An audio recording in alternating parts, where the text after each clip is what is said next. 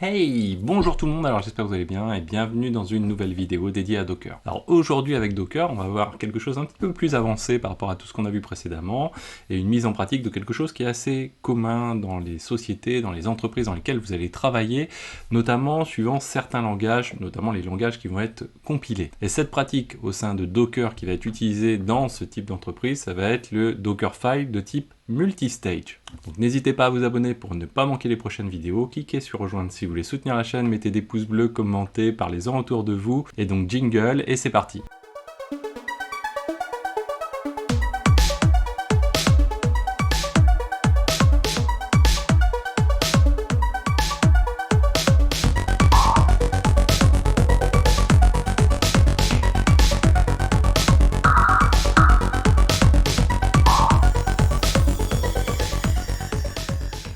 Alors pour commencer, quoi et pourquoi, qu'est-ce que le multistage? Donc ça permet bien sûr, comme on repart du Dockerfile, de builder une image. Mais la particularité, c'est qu'on va utiliser différents from au sein du même Dockerfile. Ça va notamment permettre de transférer des éléments qui vont être potentiellement buildés ou en tout cas issus d'une image from précédente et ainsi de gagner en termes de volumétrie. Et chaque from va pouvoir apporter ses propres qualités, ses propres spécificités chacune. Alors pourquoi utiliser le multistage? Tout simplement pour la taille de l'image, ça va permettre de vraiment réduire et condenser la taille de l'image. D'un point de vue sécurité également, c'est-à-dire que par exemple si on fait une compilation, eh bien on va compiler tout simplement notre langage dans un stage précédent et on va éviter de garder le compilateur dans les stages suivants, ce qui va permettre d'éviter de bénéficier d'un compilateur dans l'image finale. Et on va le voir aussi à la fin, ça va permettre aussi quelques astuces, notamment d'apporter de la conditionnalité au sein d'un Dockerfile et du build d'une image Docker. Alors c'est parti, on va aller dans le terminal et on va faire une petite démo en mode Hello World. Donc là j'ai toujours ma fameuse VM avec juste un Docker Engine. Et ensuite à côté, vous avez le lien qui est dans la description, le répertoire numéro 17, dans lequel vous retrouvez le code de la vidéo d'aujourd'hui. Donc si je regarde, si je fais un code.txt, on va retrouver l'ensemble des éléments. Donc on va s'intéresser tout d'abord à la première partie. La première partie, qu'est-ce qu'elle va nous permettre de faire? Elle va nous permettre de faire ce type de build. Donc on va utiliser le code, on va faire un vim de Dockerfile tout simplement, comme on l'a vu précédemment, et on va venir copier nos éléments. Alors qu'est-ce qu'on retrouve ici? Vous voyez qu'on retrouve 3 from. Alors là spécifiquement, finalement, j'ai utilisé la même image, donc finalement, on ne retrouve pas ce qu'on va voir ensuite, c'est-à-dire la qualité de chacune des images et les particularités de chacune des images. Là, on a 3 images identiques, donc il n'y a vraiment pas de particularité. Ce qu'on va faire dans le premier stage, vous voyez, on fait un run de echo xavkey dans un fichier qui se situe dans var xavkey1. Vous voyez ensuite que dans le deuxième stage qu'on va faire, on va faire aussi un run echo xavkey dans /var xavkey2. Et vous voyez que dans ce deuxième stage, on rajoute un copy from égale à 0. Ça veut dire qu'en fait, le premier stage, donc son index, on va dire, c'est le 0, donc celui qui est précédent. Et vous voyez qu'on va venir récupérer de cette image précédente, de ce stage précédent, le /var xavkey1, et on va venir le copier dans /. Et on répercute la même opération ensuite dans le stage suivant, le troisième stage, qui va venir faire un run de echo xavkey dans un fichier /var xavkey3. Ça va juste nous permettre de voir qu'on va avoir nos fichiers et à la fin on va avoir juste notre /var xavkey3. Donc on va juste finalement recopier que certains fichiers mais pas la totalité. Et on va faire un copy from, et cette fois-ci égal à 1 de /var xavkey2. Donc là c'est parti, on va faire notre premier build. Donc on va faire un docker build petit t. On va appeler notre image, donc on va l'appeler app 2.1.0.0 et notre Dockerfile. Donc là le build va être assez rapide puisqu'on a de l'Alpine et en plus cette image Alpine, qu'est-ce qui se passe? On va l'avoir téléchargée une fois, on va pas avoir besoin de la retélécharger pour chaque stage, on va l'avoir à chaque fois la même. Donc là si je fais un Docker Images, je vais retrouver juste mon image app en version en tag 1.0.0. Abonnez-vous et cliquez sur rejoindre pour soutenir la chaîne Xavkey. Consultez la page d'accueil de la chaîne pour retrouver toutes les playlists et plus de 1500 tutos. Vous y retrouverez également tous les liens de la chaîne, y compris les podcasts. Donc là, ce qu'on va faire, on va faire un docker run -rm de manière à supprimer le container quand on va avoir fini, -ti, et puis on va appeler donc notre image qu'on vient de builder 1.0.0, et ensuite on va lancer un shell. Donc là, je me retrouve dans un shell finalement. Si je fais un ls, je retrouve l'ensemble des éléments. Vous voyez que je retrouve Xavki 2. Donc effectivement, si on regarde l'image, qu'est-ce que l'on a fait? On a pris donc un stage 1 qui écrivait donc dans /var Xavki 1, un stage 2 qui lui recopiait, vous voyez, dans /var le Xavki 1, et il l'écrivait dans /. Mais là, ce qui se passe, c'est qu'il faut bien comprendre une chose, c'est qu'on ne fait que recopier les fichiers que l'on mentionne. C'est-à-dire qu'on ne va pas empiler des images les unes sur les autres. On reprend juste, à partir du copy, juste l'élément que l'on souhaite conserver. Là, en l'occurrence, vous voyez que finalement, par le biais des imbrications, il y a uniquement ce copy-là qui, à la fin, va être visible dans /, et c'est-à-dire le copy de var xavki2 /. Celui-ci n'est pas visible, puisqu'en fait, je ne récupère pas le fichier xavki1 dans le copy qui est ici. Donc là, c'est ce qu'on retrouve ici, on retrouve le Xavki 2. Et derrière, si je fais un ls de /var, qu'est-ce qui se passe? Je retrouve Xavki 3. Et là, exactement de la même manière, c'est-à-dire que je n'empile pas les choses, hein, c'est vraiment que ce que je décide de recopier qui va être pris. Là, en l'occurrence, comme mon instruction run est lancée ici dans la 3e étape, c'est forcément celui-ci qui va être conservé, et comme je n'ai pas copié les précédents dans le même cas que le copy, et bien à ce moment-là, je ne retrouve pas mes fichiers. Donc ça, c'est vraiment quelque chose qui est important, c'est on ne vient pas empiler les images les unes sur une autre, on va recopier simplement les éléments que l'on souhaite d'une image à une autre. Et on peut faire différents copies, il n'y a pas de souci. Vous voyez qu'ici, par contre, on a utilisé le -, from 0, et from 1. On aurait très bien pu utiliser les alias. C'est-à-dire, pour utiliser les alias, on va recommencer, donc on va faire un vim de Dockerfile, et on va utiliser ici, par exemple, on va utiliser as avec une majuscule, et ici on va l'appeler par exemple git, par exemple, et puis ici as builder, par exemple, ça on le retrouve assez souvent, et après on peut mettre as final, par exemple. Et là, ce qui va se passer, ben, dans les copies qui sont ici, on peut très bien utiliser les noms directement, c'est-à-dire as git, et ici, par exemple, on peut très bien appeler égal as builder. On peut aussi sauter des étapes, j'aurais pu appeler as git, pardon, -- from git à la fin, il n'y a aucun souci. Donc là, on va, hop là, donc là, on va enregistrer. Hop là, j'étais un petit peu vite, voilà. On va enregistrer, on va rebuilder notre fameuse image. Et si je relance, bien sûr, vous avez deviné, on va retrouver exactement la même chose. Si je fais juste mon ls ici, je retrouve le Xavki 2, il n'y a pas de souci. Donc ça, c'est un premier cas d'exemple, on va dire le cas complètement d'école, et donc la possibilité d'utiliser des alias, vous voyez ici que je vous ai remis dans l'exemple tout simplement. Et donc on peut aussi se dire, tout simplement, on peut aller juste récupérer ce que l'on veut d'une image. Par exemple, ici, un exemple tout simple, juste à titre de simple exemple pédagogique, quoi, on va dire. Eh bien, on va, par exemple, prendre une image, ne strictement rien faire dedans, par exemple ici l'image Nginx, je la définis avec un alias, par exemple local Nginx, et je me dis tiens, je veux récupérer un des éléments de Nginx, ça pourrait être un binaire, ça pourrait être autre chose, et je me dis tiens, je vais l'utiliser tout simplement dans la 2e stage ici, et vous voyez que de l'image Nginx, donc je fais un -- from local égale local Nginx, je vais dans cette image, je récupère la conf de l'Nginx en question, donc dans /etc nginx, nginx.conf, et je me dis tiens, je vais le recopier dans /etc ou dans /, peu importe. Donc là, je vais recopier, je vais builder toujours de la même manière l'élément en question, je vais faire mon docker run toujours ici, et si je fais un cat dans /etc, et là je retrouve mon fichier nginx.conf, hein, je ne suis pas dans l'image nginx, je suis dans l'image alpine, et bien là je retrouve ma conf par défaut de nginx. C'est juste un exemple, mais on pourrait faire ça par exemple pour récupérer un binaire. On peut imaginer, on se dit tiens, on a une image qui est super bien, mais j'ai des doutes d'une part sur la constitution de cette image, je la trouve très grosse, je veux pas forcément utiliser l'intégralité, et je veux vraiment avoir quelque chose de custom, de maison.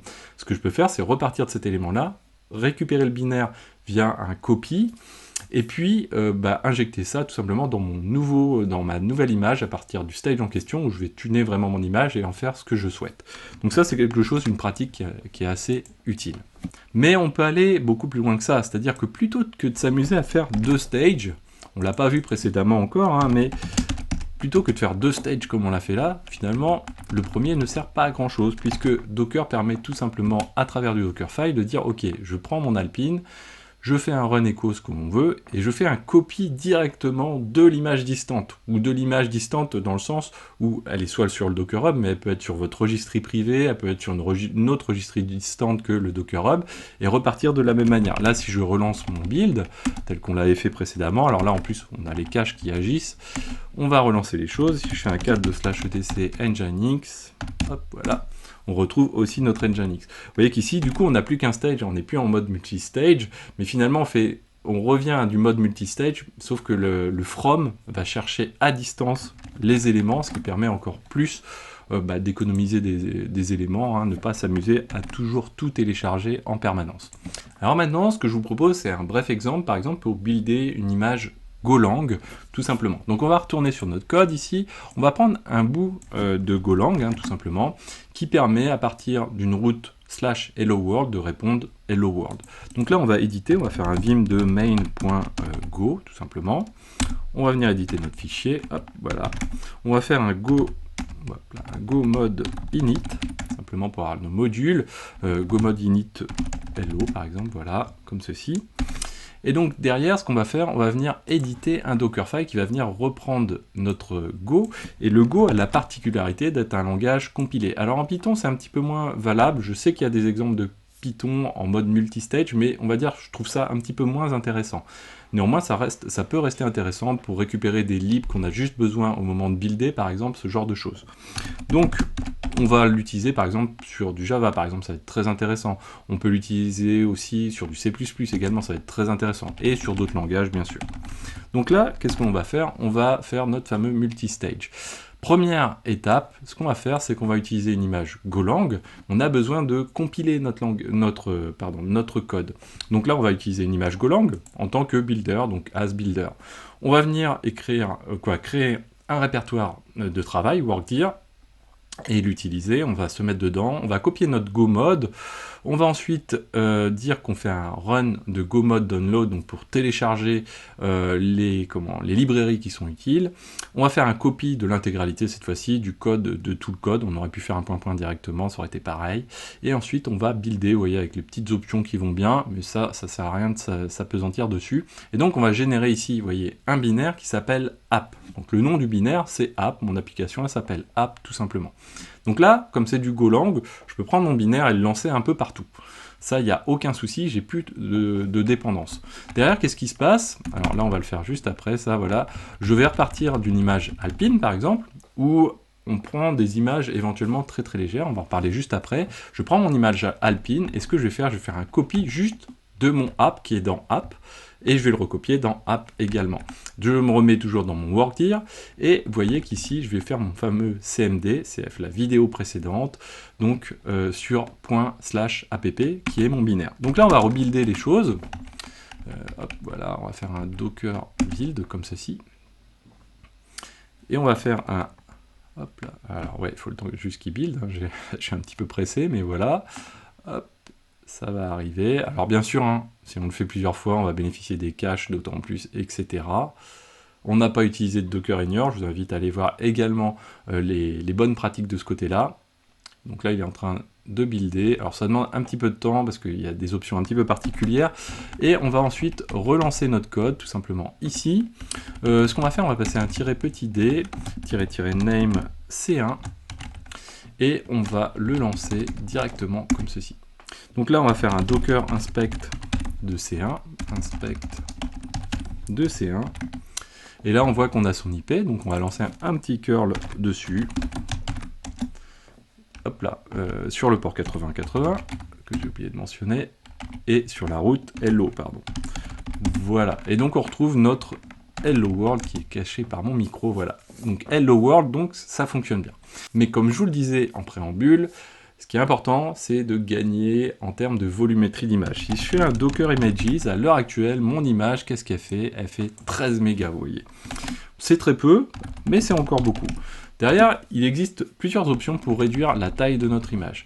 Soit on peut passer sur du distroless, c'est une image spécifique de Google qui va être une image qui est, on va dire, très très light, très épurée, et qui va permettre d'économiser en taille. Sinon, on a encore mieux, on va dire, on a l'image from scratch, donc qui bénéficie de rien du tout, on aura juste notre binaire dedans. Donc si je rebuild tout simplement ce qui se passe, hop là, voilà, je rebuild mon image, je vais aller supprimer ensuite le C1, donc là il est en train de rebuilder l'image en question, de rebuilder le binaire également, et il va venir nous copier ça dans Scratch, donc une image vide finalement, où il n'y aura que le binaire. Alors l'autre intérêt, donc premier intérêt, la taille, deuxième intérêt, la sécurité, c'est-à-dire que dans cette image Scratch, il n'y aura que mon binaire, c'est-à-dire il n'y a rien pour pouvoir compiler ou reverse engineer, ouais, ou, je sais pas si ça se dit, tiens, mon code, ou également il n'y a pas d'outils de debug ou autres qui permettent généralement de faire aussi des exploitations en termes de sécurité.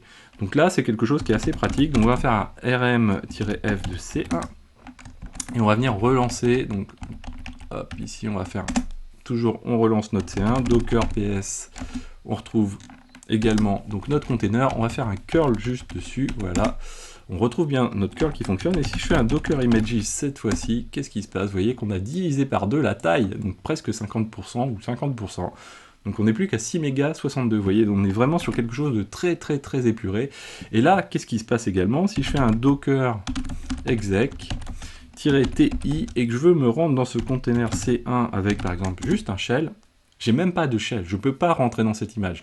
J'ai pas de ls non plus, j'ai pas de cat, peu importe, j'ai rien du tout, j'ai vraiment que mon binaire en question. Donc là, on est sur quelque chose de très épuré. Vous voyez que par contre, pour débugger, c'est un petit peu plus délicat.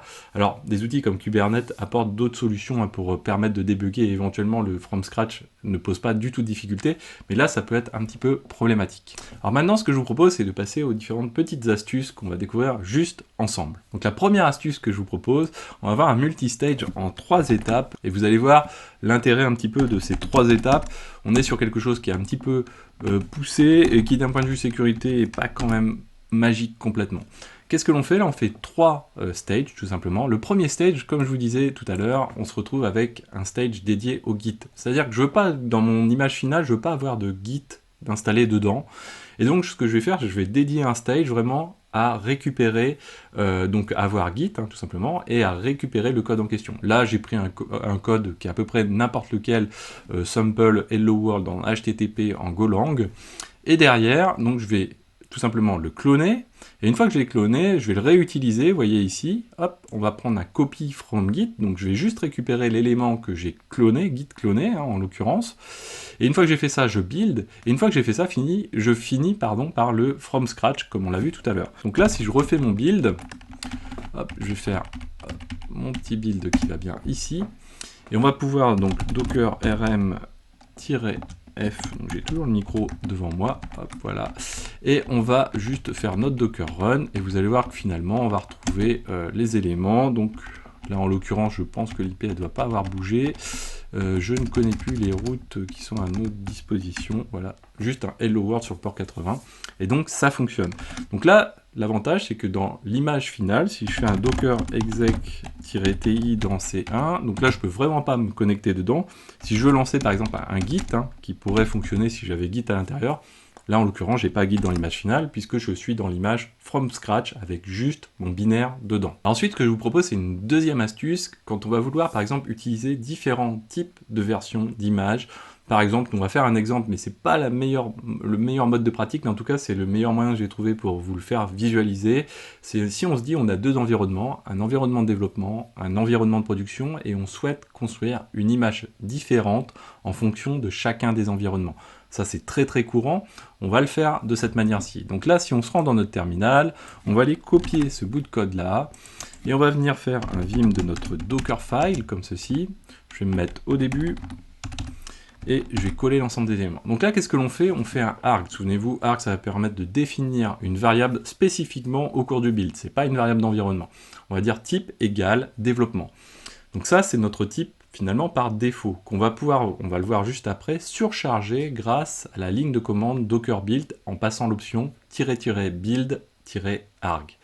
Derrière, qu'est-ce que l'on fait? On va imaginer qu'on part d'un stage de base, c'est-à-dire que peu importe l'environnement, ce stage-là, il va se jouer quoi qu'il arrive. Moi, en l'occurrence, quoi qu'il arrive, je veux écrire dans un fichier /var xavkey.txt, je suis la base.